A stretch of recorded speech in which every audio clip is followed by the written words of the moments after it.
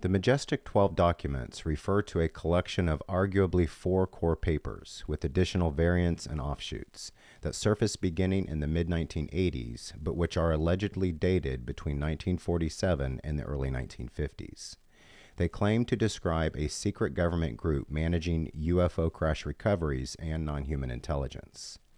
They first appeared publicly in 1984 via anonymously mailed film containing photographs of several of these documents, most notably the Eisenhower Briefing Document.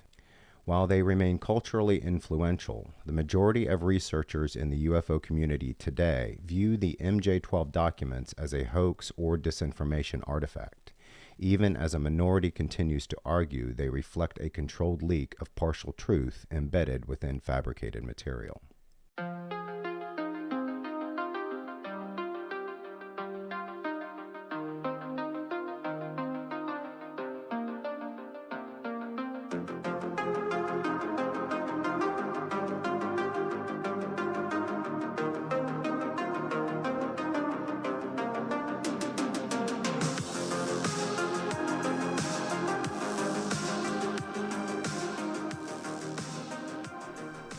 In today's episode of UAP as NHI, I present a full reading of the most well-known and first to surface MJ-12 document, the Eisenhower Briefing Document. This reading is framed by a brief history of how the document came to public attention, along with the primary arguments that have been made over the years both for and against its authenticity. I'll also be including readings of the Truman Memo Executive Order and the Cutler-Twining Memo, presented in sequential order. The next episode, releasing in a couple of weeks, will feature a full reading of the MJ-12 Special Operations Manual, which is much longer than all of these documents combined. The purpose of these readings is neither to endorse the documents nor to debunk them, but simply to provide complete audio versions that I was unable to locate anywhere in the historical record. Even if the documents associated with the famed MJ-12 group ultimately proved to be fabrications, they have nonetheless secured a lasting place in UFO lore and remain relevant to the broader conversation. Their very existence and the question of why they were promoted as authentic by whoever provided them to Shandera and Moore deserves closer examination. Motive may be the key here, as the content of these documents and the message they appear to convey could offer subtle clues as to why they were created in the first place, if they are indeed a hoax. The story of how the purported MJ-12 documents first entered the public record begins in late 1984, when UFO researchers Jamie Shandera and William Moore received an anonymous package in the mail containing undeveloped 35mm film. Once processed, the film revealed photographs of several classified-looking government documents describing a secret committee known as MJ-12, allegedly created by President Harry Truman in 1947 to manage the recovery and study of crashed extraterrestrial craft and non-human biological entities. The most notable of these documents was the so-called Eisenhower Briefing Document, dated November 18, 1952, which claimed to summarize for President-elect Dwight D. Eisenhower the history of UFO recoveries, the Roswell incident, and the ongoing secrecy surrounding the phenomenon. These materials were first made public through books and articles in the mid to late 1980s, most prominently in Timothy Good's Above Top Secret, quickly igniting widespread interest and controversy within the UFO research community.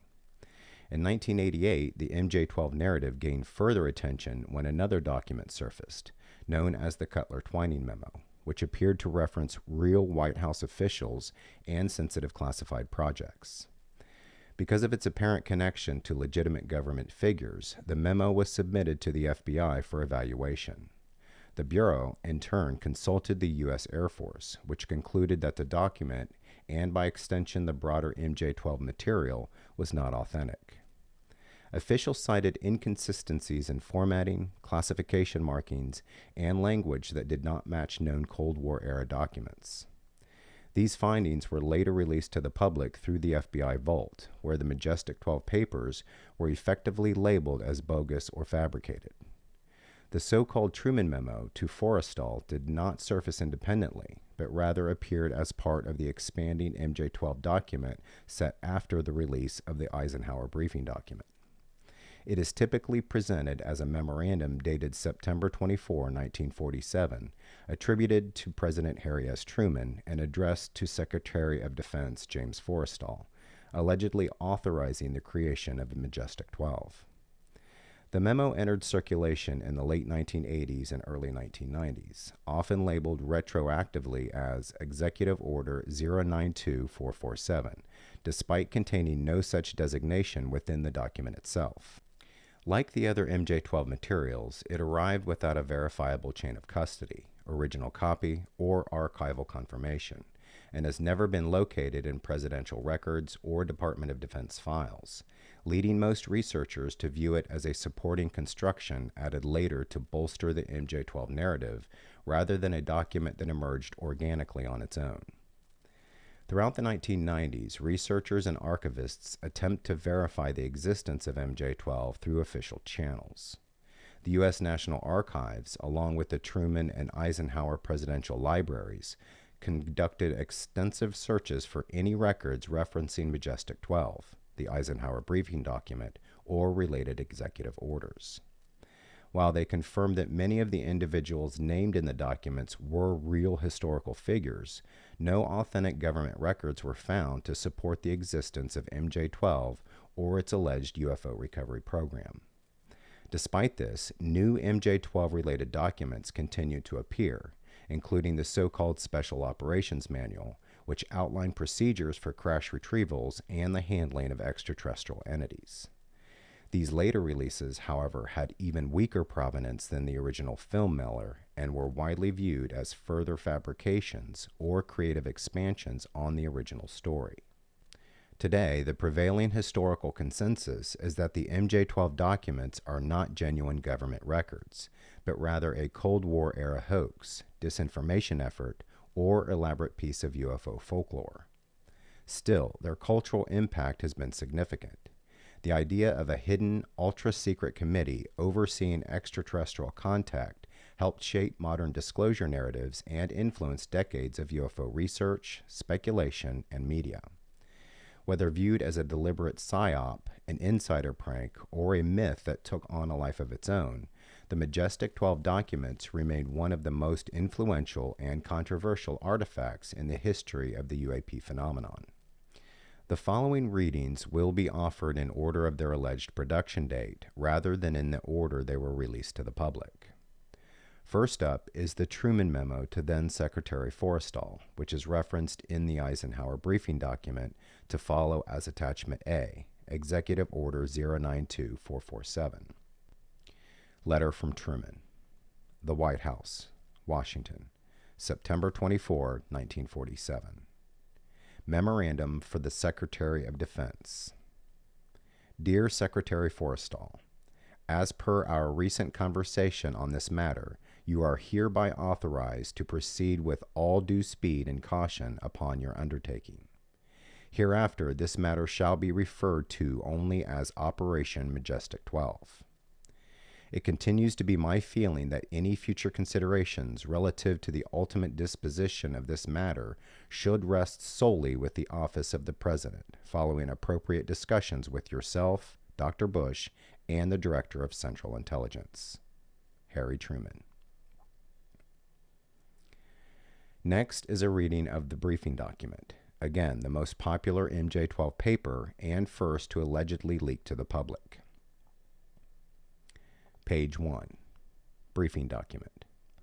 Operation Majestic 12 prepared for President-elect Dwight D. Eisenhower. Eyes only. 18 November 1952. Warning. This is a top-secret, eyes-only document containing compartmentalized information essential to the national security of the United States. Eyes-only access to the material herein is strictly limited to those possessing Majestic 12 clearance level. Reproduction in any form or the taking of written or mechanically transcribed notes is strictly forbidden. Eyes only. T-52 exempt. Page 2. Subject. Operation Majestic 12 Preliminary Briefing for President-elect Eisenhower. Document prepared 18 November 1952. Briefing Officer, Admiral Roscoe H. Hillenkoetter, MJ-1. Note: this document has been prepared as a preliminary briefing only. It should be regarded as introductory to a full operations briefing intended to follow. Operation Majestic 12 is a top-secret research and development/intelligence operation responsible directly and only to the President of the United States. Operations of the project are carried out under control of the Majestic 12, Magic 12 group, which was established by special classified executive order of President Truman on 24 September 1947, upon recommendation by Dr. Vannevar Bush and Secretary James Forrestal. See Attachment A. Members of the Majestic 12 group were designated as follows: Admiral Roscoe H. Hillenkoetter, Dr. Vannevar Bush, Secretary James V. Forrestal, General Nathan F. Twining, General Hoyt S. Vandenberg, Dr. Detlev Bronk, Dr. Jerome Hunsaker, Mr. Sidney W. Sowers, Mr. Gordon Gray, Dr. Donald Menzel, General Robert M. Montague, Dr. Lloyd V. Berkner. The death of Secretary Forrestal on 22 May 1949 created a vacancy which remained unfilled until 1 August 1950, upon which date General Walter B. Smith was designated as permanent replacement. Page 3. On 24 June 1947, a civilian pilot flying over the Cascade Mountains in the state of Washington observed 9 flying disc-shaped aircraft traveling in formation at a high rate of speed. Although this was not the first known sighting of such objects, it was the first to gain widespread attention in the public media. Hundreds of reports of sightings of similar objects followed. Many of these came from highly credible military and civilian sources. These reports resulted in independent efforts by several different elements of the military to ascertain the nature and purpose of these objects in the interests of national defense. A number of witnesses were interviewed, and there were several unsuccessful attempts to utilize aircraft in efforts to pursue reported discs in flight. Public reaction bordered on near hysteria at times. In spite of these efforts, little of substance was learned about the objects until a local rancher reported that one had crashed in a remote region of New Mexico, located approximately 75 miles northwest of Roswell Army Air Base, now Walker Field. On 7 July 1947, a secret operation was begun to assure recovery of the wreckage of this object for scientific study. During the course of this operation, aerial reconnaissance discovered that 4 small human-like beings had apparently ejected from the craft at some point before it exploded. These had fallen to earth about 2 miles east of the wreckage site. All 4 were dead and badly decomposed due to action by predators and exposure to the elements during the approximately 1-week time period which had elapsed before their discovery. A special scientific team took charge of removing these bodies for study. See Attachment C. The wreckage of the craft was also removed to several different locations. See Attachment B. Civilian and military witnesses in the area were debriefed, and news reporters were given the effective cover story that the object had been a misguided weather research balloon. Page 4. A covert analytical effort organized by General Twining and Dr. Bush, acting on the direct orders of the President, resulted in a preliminary consensus, 19 September 1947, that the disk was most likely a short-range reconnaissance craft. This conclusion was based for the most part on the craft's size and the apparent lack of any identifiable provisioning. See Attachment D. A similar analysis of the 4 dead occupants was arranged by Dr. Bronk. It was the tentative conclusion of this group, 30 November 1947, that although these creatures are human-like in appearance, the biological and evolutionary processes responsible for their development has apparently been quite different from those observed or postulated in Homo sapiens. Dr. Bronk's team has suggested the term extraterrestrial biological entities, or EBEs, be adopted as the standard term of reference for these creatures until such time as a more definitive designation can be agreed upon.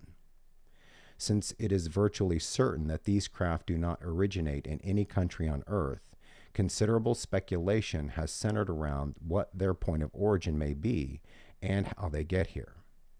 Mars was and remains a possibility, although some scientists, most notably Dr. Menzel, consider it more likely that we are dealing with beings from another solar system entirely.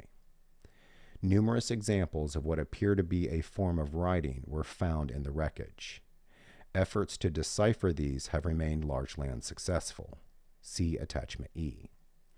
Equally unsuccessful have been efforts to determine the method of propulsion or the nature or method of transmission of the power source involved. Research along these lines has been complicated by the complete absence of identifiable wings, propellers, jets, or other conventional methods of propulsion and guidance, as well as a total lack of metallic wiring, vacuum tubes, or similar recognizable electronic components. See Attachment F. It is assumed that the propulsion unit was completely destroyed by the explosion which caused the crash. Page 5. A need for as much additional information as possible about these craft, their performance characteristics, and their purpose led to the undertaking known as U.S. Air Force Project Sign in December 1947.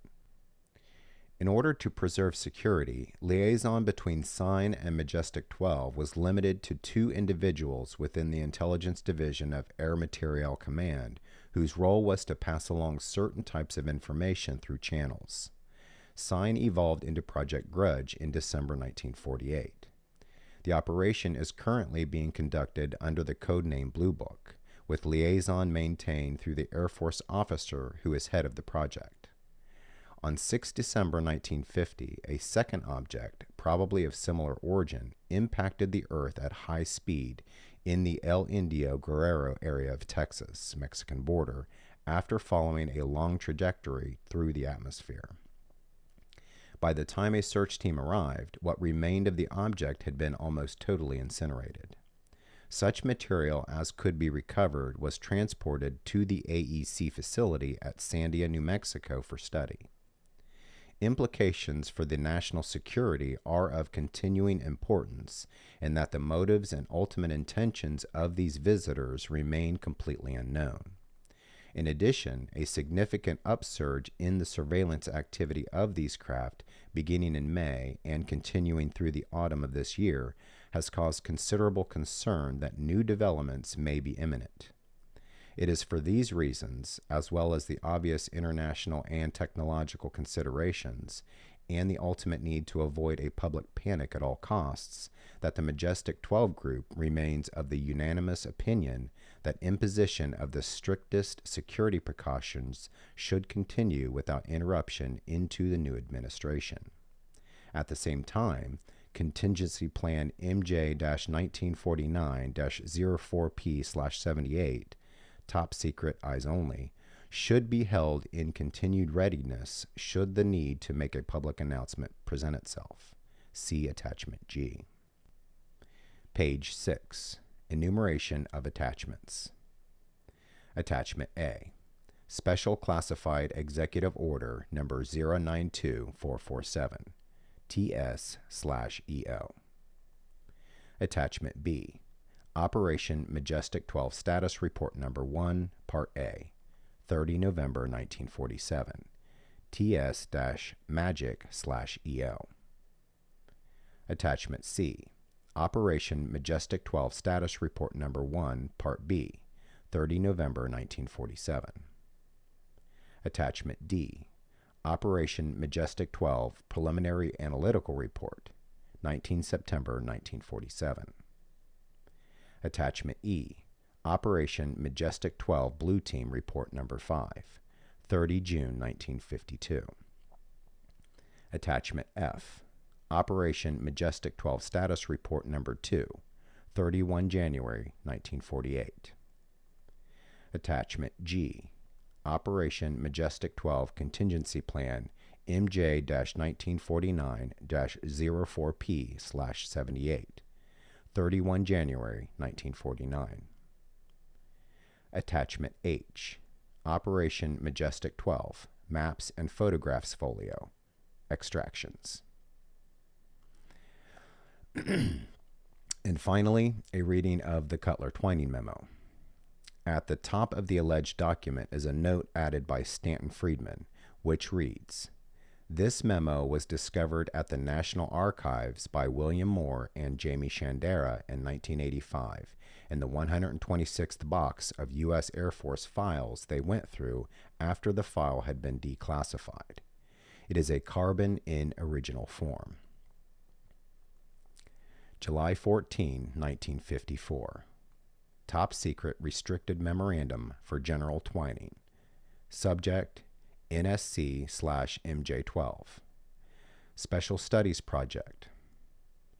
The President has decided that the MJ-12 SSP briefing should take place during the already scheduled White House meeting of July 16, rather than following it as previously intended. More precise arrangements will be explained to you upon arrival. Please alter your plans accordingly. Your concurrence in the above change of arrangements is assumed. Although the Majestic 12 documents are widely regarded by mainstream historians and government agencies as a hoax, a number of prominent UFO researchers, most notably the late nuclear physicist Stanton Friedman, have long argued that the materials deserve serious consideration as potentially authentic. One of the primary arguments in favor of the documents centers on their historical consistency. Proponents point out that many of the individuals named in the MJ-12 papers, including high-ranking military and intelligence officials, were real figures who held the exact positions described at the time. They also note that certain technological and geopolitical details within the documents align closely with Cold War-era secrecy practices, suggesting that whoever created them possessed an unusually sophisticated understanding of classified government operations, terminology, and organizational structures. Beyond broad historical arguments, supporters of the Majestic 12 documents have also highlighted a number of technical and stylistic details they believe support the possibility of authenticity. One of the most frequently cited points involves the typesetting and formatting of the Eisenhower Briefing Document. Proponents note that the font, style, spacing, margins, and overall layout closely resemble genuine U.S. government documents from the late 1940s and early 1950s. The appearance of monospaced type, carbon copy formatting, and period-appropriate classification markings are consistent with the mechanical typewriters and document reproduction methods used at the time. Friedman argued that accurately replicating these features would have required access to authentic reference materials and specialized knowledge that went far beyond what most hoaxers possessed in the early 1980s. Supporters have also pointed to the bureaucratic language and tone of the documents as a key indicator of authenticity. Rather than sensational or speculative UFO-style wording, the MJ-12 papers use dry, procedural, and administrative phrasing typical of classified military briefings.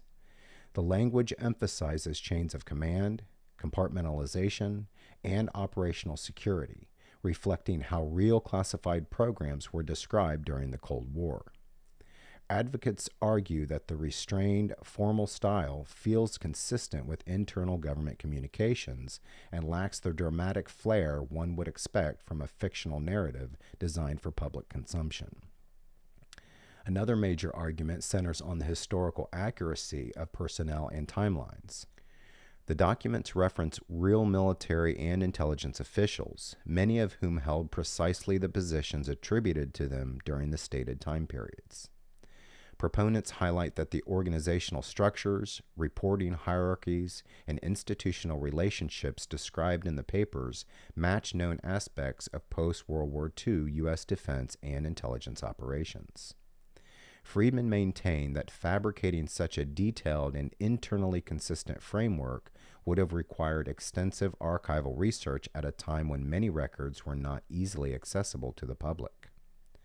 Supporters also emphasized the security classification conventions used in the documents. The placement of top secret markings, distribution limits, and compartmentalization references mirror authentic Cold War practices.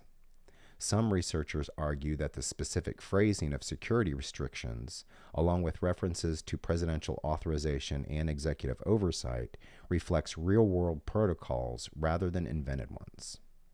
While not definitive proof, proponents see this as evidence that the author had insider familiarity with classified documentation standards. The method of disclosure itself has also been cited as supporting authenticity. The anonymous delivery of undeveloped film containing photographs of the documents suggests, in the eyes of proponents, the behavior of a cautious insider rather than a publicly seeking hoaxer.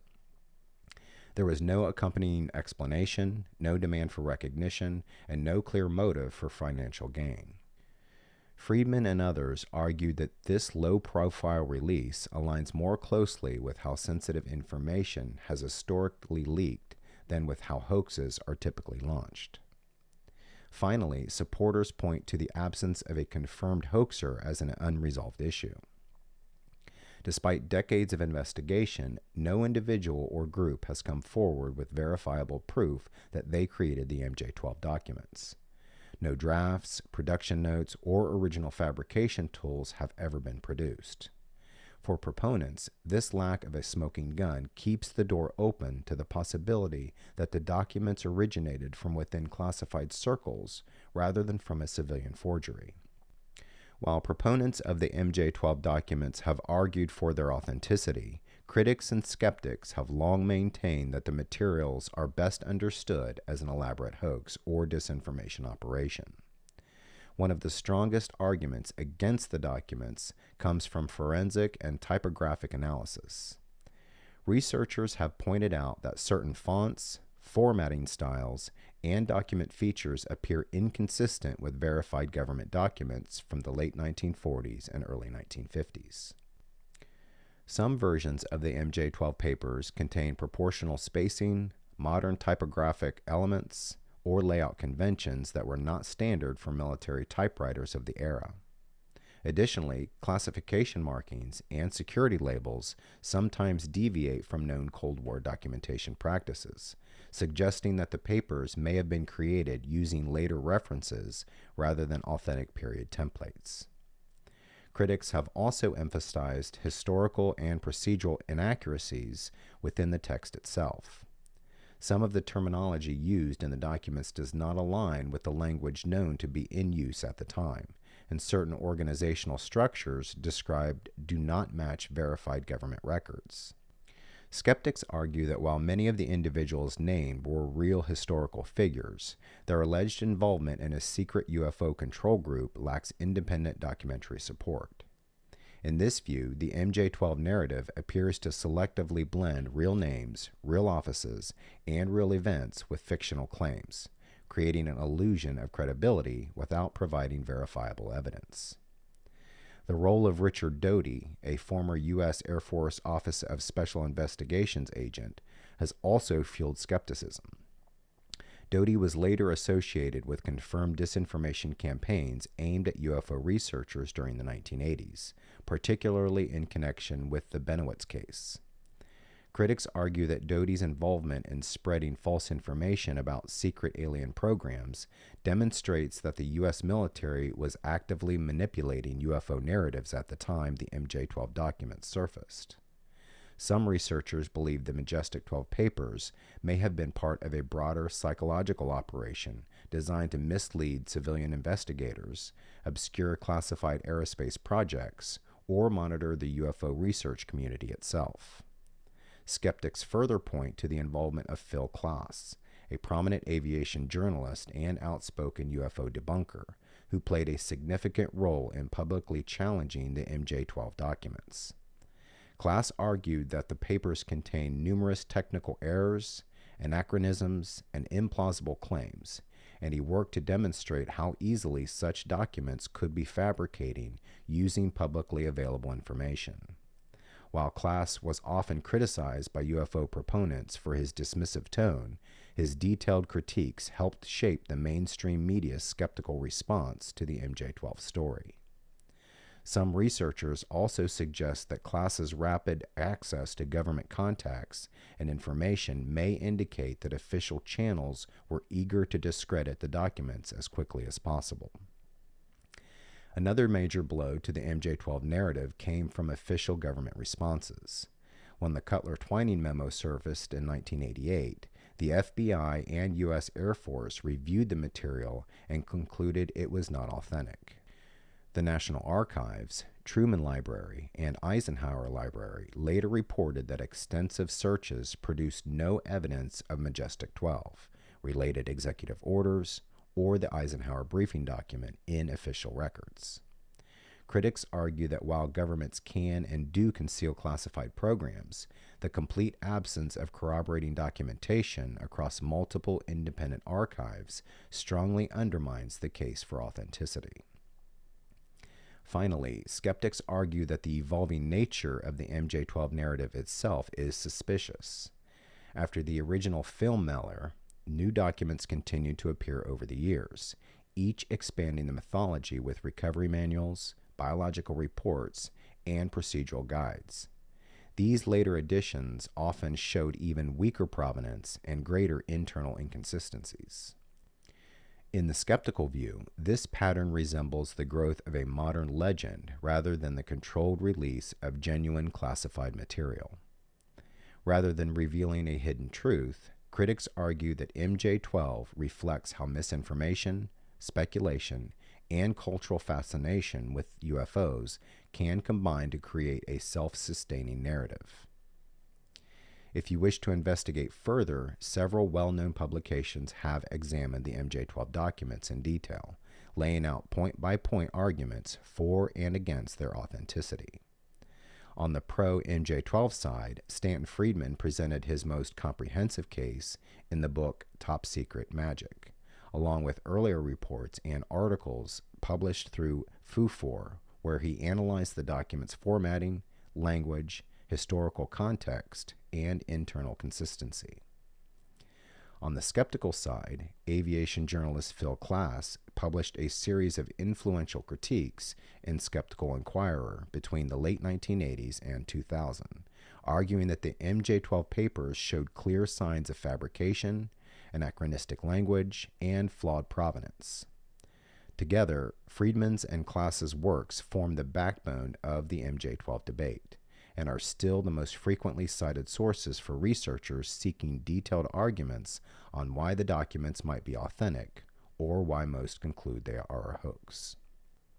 In addition to the better-known pro- and anti-MJ-12 works, one frequently cited pro-authenticity publication is the 2001 Mounting Evidence for the Authenticity of the MJ-12 Documents publication by Robert Wood.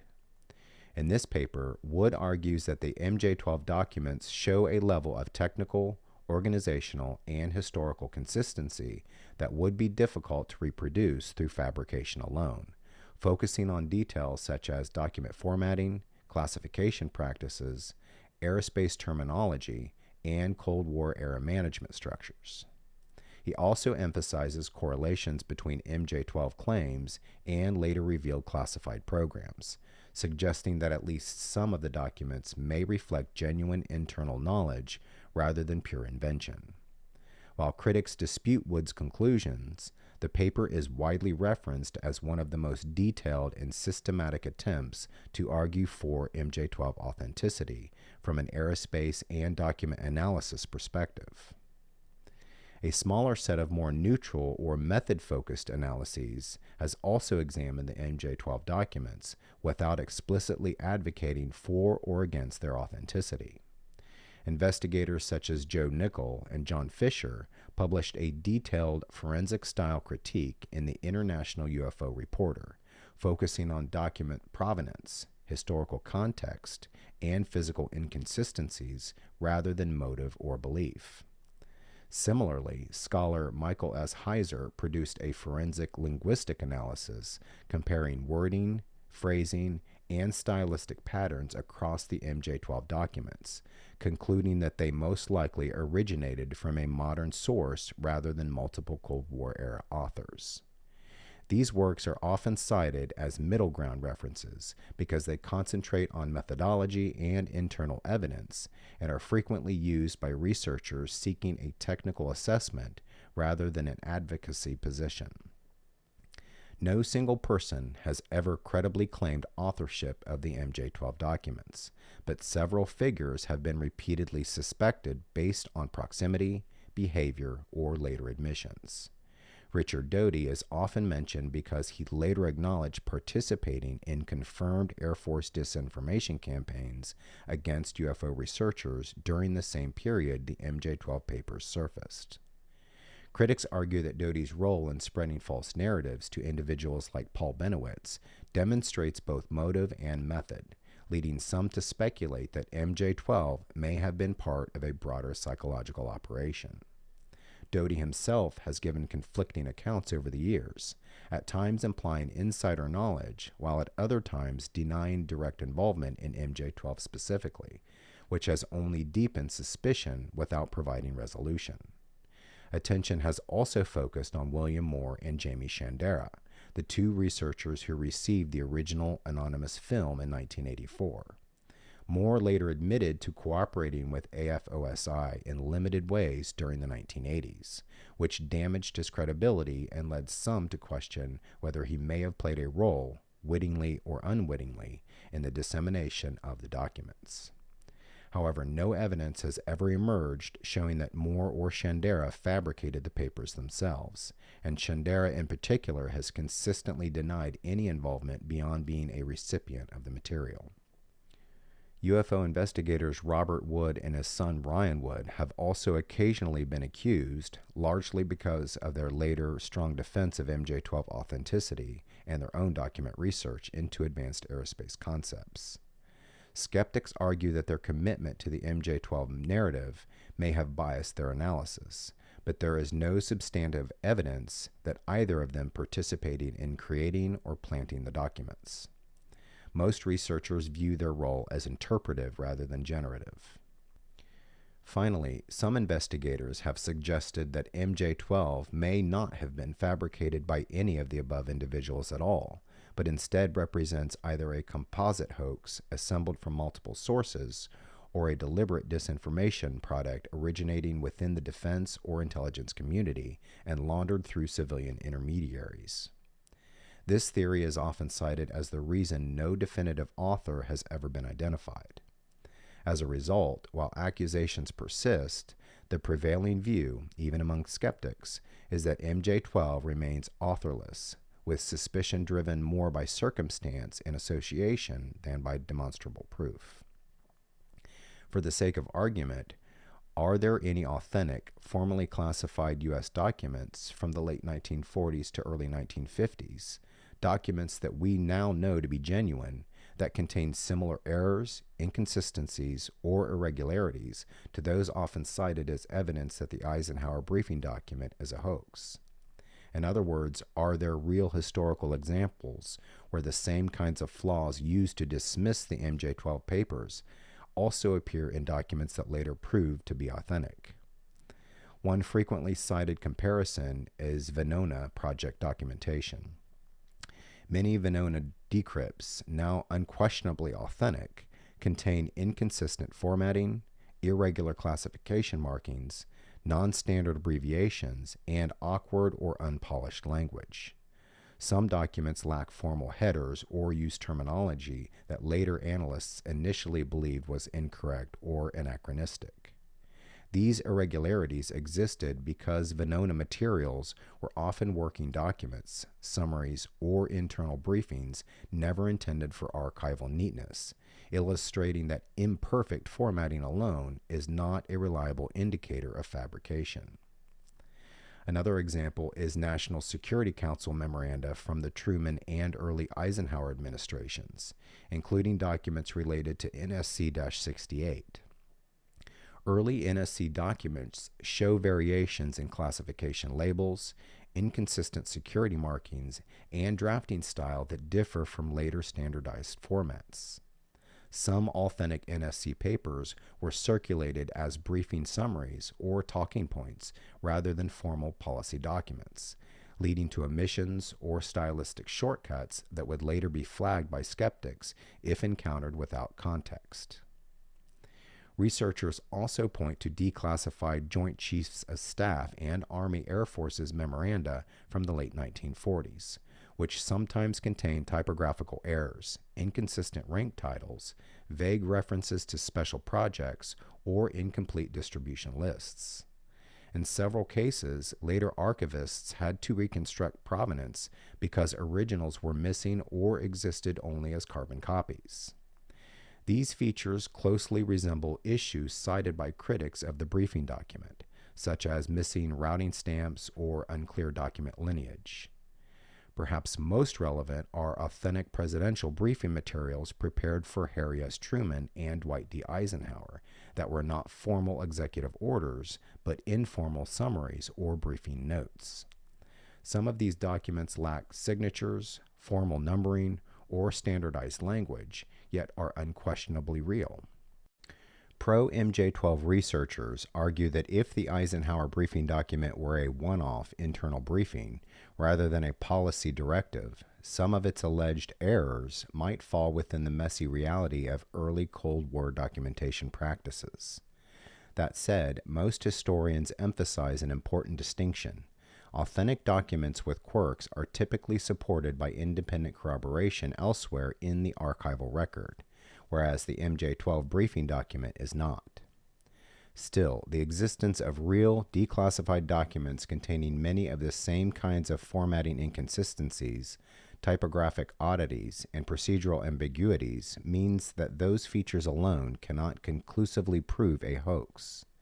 Instead, researchers generally conclude that MJ-12 skepticism rests on the totality of issues, provenance, timing, context, and lack of corroboration, rather than any single technical flaw. Despite decades of debate, the majority of serious UFO researchers today regard the MJ-12 documents as a hoax or disinformation artifact rather than authentic government records. This conclusion is based on the cumulative weight of multiple issues rather than any single fatal flaw. The documents lack a verifiable chain of custody, contain formatting and language inconsistencies, and have never been corroborated by independent archival evidence. No official record of MJ-12, the Eisenhower Briefing Document, or related executive orders has ever been found in presidential libraries or the National Archives, despite extensive searches. The continued appearance of new MJ-12 related materials over time, often with weaker provenance and greater inconsistencies, has further eroded confidence in the narrative. Even many researchers who accept the reality of UFOs and government secrecy view MJ-12 as an example of how misinformation, disinformation, and speculative storytelling can take on a life of its own within the UFO community.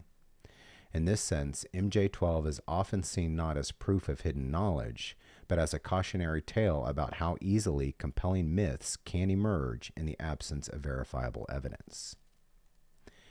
Thanks everyone for watching or listening, and be sure to check back in a couple of weeks for a reading of the MJ-12 SOM-1 document, otherwise known as the Special Operations Manual. Take care.